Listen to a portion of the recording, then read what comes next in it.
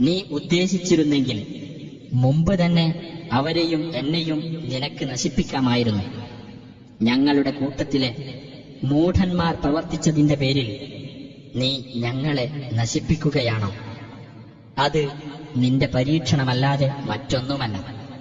അതുമൂലം നീ ഉദ്ദേശിക്കുന്നവരെ നീ പിഴവിലാക്കുകയും നീ ഉദ്ദേശിക്കുന്നവരെ നീ നേർവഴിയിലാക്കുകയും ചെയ്യുന്നു. നീയാണ് ഞങ്ങളുടെ രക്ഷാധികാരി.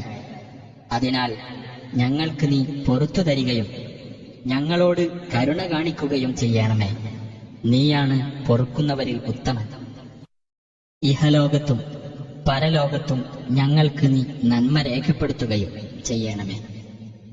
തീർച്ചയായും ഞങ്ങൾ നിന്നിലേക്ക് മടങ്ങിയിരിക്കുന്നു. അല്ലാഹു പറഞ്ഞു, എന്റെ ശിക്ഷ ഞാൻ ഉദ്ദേശിക്കുന്നവർക്ക് ഏൽപ്പിക്കുന്നതാണ്. എന്റെ കാരുണ്യമാകട്ടെ സർവവസ്തുക്കളെയും ഉൾക്കൊള്ളുന്നതായിരിക്കും. എന്നാൽ ധർമ്മനിഷ്ഠ പാലിക്കുകയും സകാത്ത് നൽകുകയും നമ്മുടെ ദൃഷ്ടാന്തങ്ങളിൽ വിശ്വസിക്കുകയും ചെയ്യുന്നവരായ ആളുകൾക്ക് പ്രത്യേകമായി ഞാൻ അത് രേഖപ്പെടുത്തുന്നതാണ്. അതായത്